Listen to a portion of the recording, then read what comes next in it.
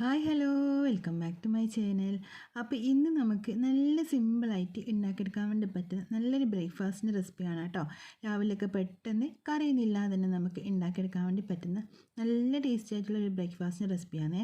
അപ്പോൾ എല്ലാവരും ഇതൊന്ന് ട്രൈ ചെയ്ത് നോക്കാം. ഇഷ്ടമായ ലൈക്ക് ചെയ്യാൻ, സബ്സ്ക്രൈബ് ചെയ്യാൻ, ഷെയർ ചെയ്യാൻ, കമൻറ്റ് ചെയ്യാനൊന്നും മറക്കരുത്. അപ്പോൾ നമുക്ക് വെളിയിലോട്ട് പോകാം. അപ്പോൾ നമുക്കിത് ആദ്യം തന്നെ ഒരു മിക്സിയുടെ ജാറിലേക്ക് 1/2 കപ്പ് ഗോതമ്പ് പൊടി ഇട്ട് കൊടുക്കാം കേട്ടോ. അപ്പം നിങ്ങൾക്ക് വേണമെന്നുണ്ടെങ്കിൽ മൈദ വെച്ചിട്ടും ഇത് ചെയ്യാം. അപ്പോൾ ഞാനിപ്പം ഗോതമ്പ് പൊടി വെച്ചിട്ടാണ് ഇത് ചെയ്യുന്നത്. അപ്പോൾ 1/2 കപ്പ് ഗോതമ്പ് പൊടി മിക്സിയുടെ ജാറിലേക്ക് ഇട്ട് കൊടുത്തിട്ടുണ്ട്. അതിന് കൂടെ തന്നെ നമ്മളെടുത്ത അതേ കപ്പിൽ തന്നെ ഒരു 1/4 കപ്പ് റവയും കൂടി എടുത്തിട്ടുണ്ട്. റവ വറുത്തതാണെങ്കിലും വറുക്കാത്തതാണെങ്കിലും ഒന്നും കുഴപ്പമൊന്നുമില്ല. റവയും കൂടി ഇത് അതിലേക്ക് ഇട്ട് കൊടുത്തിട്ടുണ്ട്. ഇനി ഇതിലേക്ക് നമ്മളെടുത്ത അതേ കപ്പിൽ തന്നെ കേട്ടോ 1/4 കപ്പോളം വെള്ളം കൂടി ഒഴിച്ച് കൊടുത്തിട്ട് ഒരു സ്പൂൺ വെച്ചിട്ട് ഇതുപോലെ ഒന്ന് മിക്സാക്കി കൊടുക്കാം കേട്ടോ. അല്ലാന്നുണ്ടെങ്കിൽ നമ്മൾ ആദ്യം ആ മാവ് ഇട്ടത് കൊണ്ട് തന്നെ ഇതിലേക്ക് അങ്ങ് ഒട്ടിപ്പിടിക്കും. നമ്മൾ മിക്സിയുടെ ജാറിലേക്ക് അടിച്ച് കിട്ടുന്ന സമയത്ത് ചെറിയ ചെറിയ കട്ട പോലെ അത് അവിടെ തന്നെ കിടക്കും കേട്ടോ. അതുകൊണ്ട് തന്നെ ഒരു സ്പൂൺ വെച്ചിട്ട് നന്നായിട്ട് ഒന്ന് മിക്സാക്കി കൊടുക്കാം. ഇനി നമുക്ക് മാവിന് ആവശ്യമായിട്ടുള്ള ഉപ്പും കൂടി ഇതിലേക്ക് ചേർത്ത് കൊടുക്കാം കേട്ടോ. എന്നിട്ട് നന്നായിട്ട് അരച്ചെടുക്കുക. നല്ല ഫൈനായിട്ട് തന്നെ ഇത് അരച്ചിട്ടെടുക്കുക കേട്ടോ. ഒരു 10-20 സെക്കൻഡെങ്കിലും നമ്മളിത് നന്നായിട്ട് ഇതുപോലെ ഇങ്ങനെ അരച്ചിട്ട് ഒരു പാത്രത്തിലേക്ക് മാറ്റി കൊടുക്കാം. അപ്പോൾ ഇപ്പോൾ ഇതാ നമ്മൾ ബ്രേക്ക്ഫാസ്റ്റിൻ്റെ മാവ് റെഡിയാക്കി എടുത്തിട്ടുണ്ട് കേട്ടോ. ഇനി ഇതിലേക്ക് നമുക്ക് വേണമെന്നുണ്ടെങ്കിൽ മാത്രം ഒരു പിഞ്ച് ബേക്കിംഗ് സോഡ ചേർത്ത് കൊടുക്കാം കേട്ടോ. അപ്പോൾ ഞാനിപ്പോൾ ഇതിലേക്ക് ചേർക്കുന്നുണ്ട്. നിങ്ങൾക്ക് വേണമെന്നുണ്ടെങ്കിൽ മാത്രം ചേർത്ത് കൊടുത്താൽ മതി, നിർബന്ധമൊന്നുമില്ലേ. നമ്മൾ ഈ മാവ് റെഡിയാക്കിയിട്ട് ഒരു അരമണിക്കൂറെങ്കിലും നമുക്കൊന്ന് റെസ്റ്റ് ചെയ്യാൻ വേണ്ടിയിട്ടുള്ള ടൈം ഉണ്ടെങ്കിൽ ബേക്കിംഗ് സോഡ ചേർക്കേണ്ട ആവശ്യമില്ല കേട്ടോ. അപ്പോൾ ഞാനിപ്പോൾ അപ്പം തന്നെ ഉണ്ടാക്കിയെടുക്കുന്നത് കൊണ്ട് ഒരു നുള്ളി ഇതിലേക്ക് ബേക്കിംഗ് സോഡയും കൂടി ചേർത്ത് കൊടുത്തിട്ടുണ്ട്. എന്നിട്ട് നന്നായിട്ട് മിക്സ് ആക്കിയിട്ട് നമുക്ക് അതൊരു സൈഡിലേക്ക് അങ്ങ് മാറ്റി വെക്കാം. അപ്പോൾ ഇനി നമുക്ക് ഈ ഒരു ബ്രേക്ക്ഫാസ്റ്റ് ഉണ്ടാക്കിയെടുക്കാനായിട്ട് ആവശ്യമായിട്ടുള്ളത് ഒരു കോഴിമുട്ട കേട്ടോ. അത് നമ്മളിതാ ഒന്ന് പൊട്ടിച്ചിട്ട് ഒരു പാത്രത്തിലേക്ക് ഇട്ട് കൊടുത്തിട്ടുണ്ട്. ഇനി ഇതിലേക്ക് നമുക്ക് ആവശ്യത്തിനുള്ള ഉപ്പ് ഇട്ട് കൊടുക്കാം. ഒരു 1/4 ടീസ്പൂണോളം ഉപ്പും ഒരു 1/4 ടീസ്പൂണും കാശ്മീരി ചില്ലി പൗഡർ ഇട്ട് കൊടുക്കാം. ഇനി ഇതിലേക്ക് നമുക്ക് ഒരു സവാള, മീഡിയം വലുപ്പത്തിലൊരു സവാള ഒന്ന് ചെറുതായിട്ടൊന്ന് കട്ട് ചെയ്തിട്ട് അതിലേക്ക് ഇട്ട് കൊടുക്കാം. എരിവിന് ആവശ്യമായിട്ടുള്ള പച്ചമുളക് 1-2 ഒന്ന് ചെറുതായിട്ടൊന്ന് കട്ട് ചെയ്തിട്ട് അതും ഇട്ട് കൊടുക്കുക. ഇതിലേക്ക് കുറച്ച് കറിവേപ്പില, മല്ലിയില നിങ്ങൾക്ക് ഇഷ്ടത്തിനനുസരിച്ചിട്ട് ഇതിലേക്ക് ചേർത്ത് കൊടുക്കാം കേട്ടോ. അപ്പം നമ്മളിപ്പോൾ ഉണ്ടാക്കി വെച്ചിട്ടുള്ള ആ ഒരു മാവിൻ്റെ അളവനുസരിച്ചിട്ടാണ് ഞാനിപ്പോൾ ഇതിലേക്ക് മുട്ടയും സവാളയൊക്കെ എടുത്തിട്ടുള്ളത്. അപ്പോൾ നമ്മൾ ഇതിലേക്ക് ഉണ്ടാക്കിയെടുക്കുമ്പോൾ നിങ്ങൾ കൂടുതലായിട്ട് മാവ് ഉണ്ടാക്കിയെടുക്കുന്നുണ്ടെങ്കിൽ അതിനനുസരിച്ചിട്ട് മുട്ടയും സവാളയൊക്കെ എടുക്കാൻ വേണ്ടി ശ്രദ്ധിക്കുക കേട്ടോ.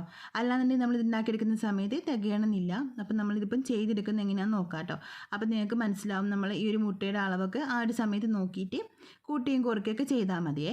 അപ്പോൾ ഇത് ഉണ്ടാക്കിയെടുക്കാൻ വേണ്ടിയിട്ട് ഞാനിപ്പോൾ ഒരു പാത്രം വെച്ചിട്ടുണ്ട്. അതൊന്ന് ചൂടായി വന്ന സമയത്ത് അതിലേക്ക് 1 ടീസ്പൂണോളം വെളിച്ചെണ്ണ ഒഴിച്ച് കൊടുക്കുന്നുണ്ട്. ഇനി നിങ്ങൾക്ക് ഓയിൽ വേണമെന്നുണ്ടെങ്കിൽ ഓയിൽ ചേർത്ത് കൊടുക്കാൻ കുഴപ്പമൊന്നുമില്ല. അപ്പോൾ ഞാനിപ്പം വെളിച്ചെണ്ണ വെച്ചിട്ടാണ് ചെയ്യുന്നത്. അപ്പോൾ അതിലേക്ക് നമ്മളിതാ 1 സ്പൂണ് മാവ് വെച്ച് കൊടുക്കുന്നുണ്ട്. മാവ് ഒന്ന് ആറി വരുന്ന, നന്നായിട്ട് ആറണ്ട, ഒന്ന് ചെറുതായിട്ടൊന്ന് ആറി വരുന്ന ആ ഒരു സമയത്ത് നമുക്കിതിലേക്ക് നമ്മളിപ്പോൾ ഉണ്ടാക്കി വെച്ചിട്ടുള്ള ആ ഒരു മുട്ടയുടെ മിക്സിൽ നിന്ന് 1-2 സ്പൂണ് ഇതിൻ്റെ മുകളിലേക്ക് ഇതുപോലെ ഇങ്ങനെ ഒഴിച്ച് കൊടുക്കാം കേട്ടോ. അപ്പോൾ ഇതാ ഞാൻ നേരത്തെ പറഞ്ഞു, നമ്മൾ മാവ് കൂടുതൽ ഉണ്ടാക്കിയെടുക്കുന്നുണ്ടെങ്കിൽ നമുക്ക് അതിനനുസരിച്ചിട്ട് നമ്മളെ മുട്ടയുടെ മിക്സും ആവശ്യമായിട്ട് വരുമല്ലോ. അപ്പോൾ നമ്മൾ എടുക്കുന്ന മുട്ട കൂടുതലാക്കിയിട്ട് എടുക്കാൻ വേണ്ടി ശ്രദ്ധിക്കുക. ഇനി നമുക്ക് ഇതൊന്ന് അടച്ച് വെച്ചിട്ട് ആ ഒരു മുകൾ ഭാഗത്തുള്ള മുട്ട ഒന്ന് ആറി വരാൻ വേണ്ടിയിട്ട് വെയിറ്റ് ചെയ്യാം കേട്ടോ. അപ്പോൾ ഇപ്പം നമ്മളിതാ കുറച്ച് സമയം ഒന്ന് അടച്ചു വെച്ചിട്ടുണ്ട്. അതിൻ്റെ മുകൾ ഭാഗമൊക്കെ നന്നായിട്ടൊന്ന് ആറി വന്നിട്ടുണ്ട്. ഇനി നമുക്ക് ഇതിൻ്റെ മുകളിലേക്ക് വീണ്ടും നമ്മൾ നേരത്തെ ഉണ്ടാക്കി വെച്ചിട്ടുള്ള ആ ഒരു മാവൊന്ന് കുറച്ച് ഇതിൻ്റെ മുകളിലേക്ക് ഇതുപോലെ ഇങ്ങനെ ഒഴിച്ചു കൊടുക്കാം കേട്ടോ. അപ്പം നമ്മൾ ആദ്യം മുട്ട ഒഴിച്ച ആ ഒരു സമയത്ത് തന്നെ നമ്മൾ മാവ് ഒഴിച്ച് കഴിഞ്ഞാൽ ഈ മാവും ആ ഒരു മുട്ടയൊക്കെ കൂടി നന്നായിട്ട് അങ്ങ് മിക്സായിട്ട് ഒലിച്ച് താഴ്ന്നു പോകാനുള്ള ചാൻസ് ഉണ്ട് കേട്ടോ.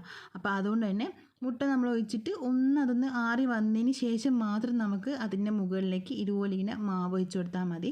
എന്നിട്ട് വീണ്ടും ഒന്ന് അടച്ച് വെച്ചിട്ട് ഒരു 10-20 സെക്കൻഡ് ഒന്ന് വെച്ചാൽ മതി കേട്ടോ. ലോ ഫ്ലെയിമിൽ ഇത് ആ ഒരു സമയം കൊണ്ട് തന്നെ ഇതുപോലെ ഇങ്ങനെ നന്നായിട്ട് കുക്കായിട്ട് ഒരു സൈഡും കൂടി വന്നോളും. അപ്പോൾ ഇനി നമുക്ക് ഇതൊന്ന് തിരിച്ചിട്ട് കൊടുക്കാം. തിരിച്ചിട്ടിട്ട് ആ ഒരു ഭാഗം കൂടി ഒന്ന് കളറൊന്ന് മാറ്റിയെടുക്കാം കേട്ടോ. അപ്പോൾ ഇനി നമ്മൾ ലോ ഫ്ലെയിമിൽ ഇടേണ്ട ആവശ്യമില്ല, മീഡിയം ടു ലോ ഫ്ലെയിമിലേക്ക് അങ്ങ് മാറ്റി കൊടുക്കാം. ആ ഒരു സൈഡ് ഭാഗം നന്നായിട്ട് കുക്കായിട്ട് വന്നതല്ലേ, അതുകൊണ്ട് തന്നെ ആ ഒരു ഭാഗം ഒന്ന് കളർ മാറി കിട്ടിയാൽ മാത്രം മതി. അപ്പോൾ ഫ്ലെയിം ഒന്ന് കൂട്ടി കൊടുത്തിട്ട് സ്പൂൺ വെച്ചിട്ട് ഇതുപോലെ ഒന്ന് പ്രസ് ചെയ്ത് കൊടുക്കുമ്പം ഇതിങ്ങനെ പൊങ്ങി വരും കേട്ടോ. ആ ഒരു പരിവാകുമ്പോൾ നമുക്ക് ഇതിനെ വേറൊരു പാത്രത്തിലേക്ക് മാറ്റി കൊടുക്കാം. അപ്പോൾ നമ്മളിതിങ്ങനെ സ്പൂൺ വെച്ചിട്ട് പ്രസ് ചെയ്യുന്ന സമയത്ത് ഇതിങ്ങനെ പൊങ്ങി തുടങ്ങിയിട്ടുണ്ടേ. അപ്പോൾ ഇപ്പോൾ ഇതാ നന്നായിട്ട് ആ ഒരു മുരിഞ്ഞ സ്മെല്ലൊക്കെ വരാൻ തുടങ്ങിയിട്ട് മുട്ടയുടെയും ഗോതമ്പിൻ്റെയൊക്കെ ആ ഒരു സ്മെല്ലൊക്കെ നന്നായിട്ട് വന്ന് തുടങ്ങിയിട്ടുണ്ട്. നമുക്കിതൊന്നും ഇങ്ങനെ തിരിച്ചിട്ട് നോക്കാം കേട്ടോ. അതാ ഈ ഒരു ഭാഗമൊക്കെ കളറൊക്കെ നന്നായിട്ട് മാറി വന്നിട്ടുണ്ട്. ഇനി നമുക്ക് ഇത് വേറൊരു പാത്രത്തിലേക്ക് അങ്ങ് മാറ്റി കൊടുക്കാം.